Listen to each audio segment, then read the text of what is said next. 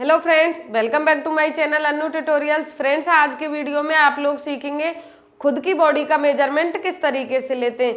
तो फ्रेंड्स, जैसे आप अपना खुद का ब्लाउज बनाते हैं तो आप अपना ब्लाउज अपने ब्लाउज के नाप के हिसाब से नहीं बनाकर अपनी बॉडी के मेजरमेंट के हिसाब से बनाना चाहते हैं। तो आपको किस तरीके से अपने बॉडी का मेजरमेंट लेना है जिससे आपका ब्लाउज है एकदम एक ही बार में परफेक्ट बनकर कंप्लीट हो जाए। तो फ्रेंड्स, मैं आपको ज़्यादा कंफ्यूज नहीं करूंगी। देखो, ब्लाउज बनाने के लिए 3-4 नाप लेने की जरूरत पड़ती है और ब्लाउज परफेक्ट बनकर कंप्लीट हो जाता है।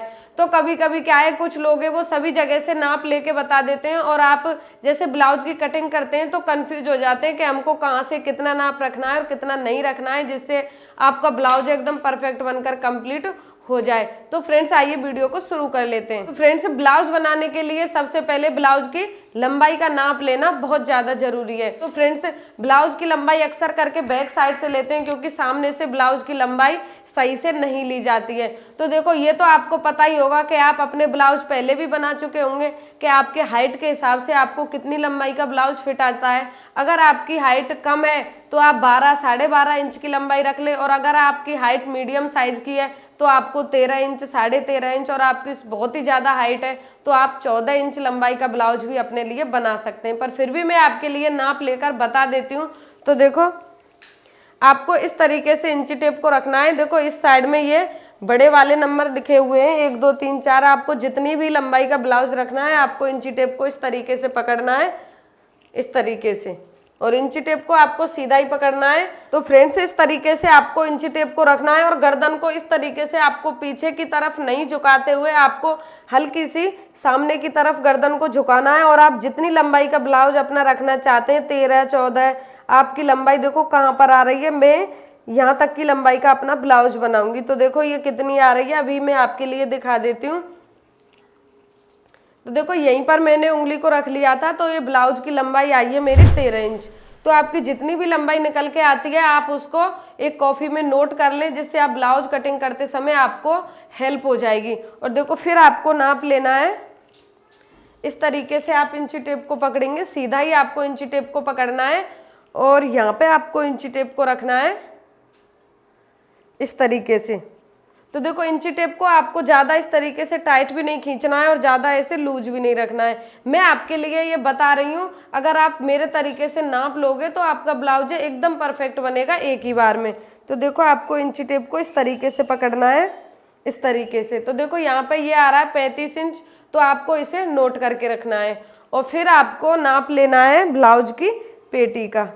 देखो, ब्लाउज की पेटी का नाप आपको यहाँ से लेना है, पीछे की साइड से आपको इंची टेप को ऐसे ऊपर चढ़ा के नहीं रखना है, ऐसे आपको इंची टेप को रखना है और आपको यहाँ पे इंची टेप को रखना है। तो देखो, आपको बिल्कुल टाइट भी नहीं खींचना है, बिल्कुल लूज भी नहीं छोड़ना है। तो देखो, यहाँ पे ब्लाउज की पेटी मेरी निकल के आई है 29 इंच। तो इसको भी आपको नोट करके रखना है और फिर आपको नाप लेना है कि आप अपने ब्लाउज की स्लीव्स कितनी रखना चाहते हैं। तो देखो, लंबाई वाली भी आप रख सकते हैं और शॉर्ट वाली भी स्लीव्स आप रख सकते हैं। तो देखो, इंची टेप को आपको इस तरीके से उंगली से दबाना है ऐसे, और एक हाथ से आपको ऐसे पकड़ना है। तो देखो, अगर आप छोटी बाजू पहनना पसंद करते हैं तो आप यहाँ पे 4 की 5 की भी रख सकते हैं। और देखो, अगर आप फुल बाजू पहनना पसंद करते हैं तो देखो, ये फुल बाजू का नाप भी आसानी से आपका निकल आएगा। 17-18 आप जो भी नाप रखना चाहते हैं वो आपका आसानी से निकल कर आ जाएगा। और अगर आप 9-10 की बाजू बनाना चाहते हैं तो देखो, वो कोहनी से ऊपर आ रही है, यहाँ पर है, तो आप यहाँ पे भी अपनी बाजू रख सकते हैं। ये अपने खुद के ऊपर डिपेंड करता है कि आपको कितनी लंबाई की बाजू रखनी है। तो देखो, इसकी बाजू की लंबाई में रखूंगी यहाँ पे 4 इंच। तो देखो, 4 इंच इसका यहाँ पे आ रहा है, यहाँ पे।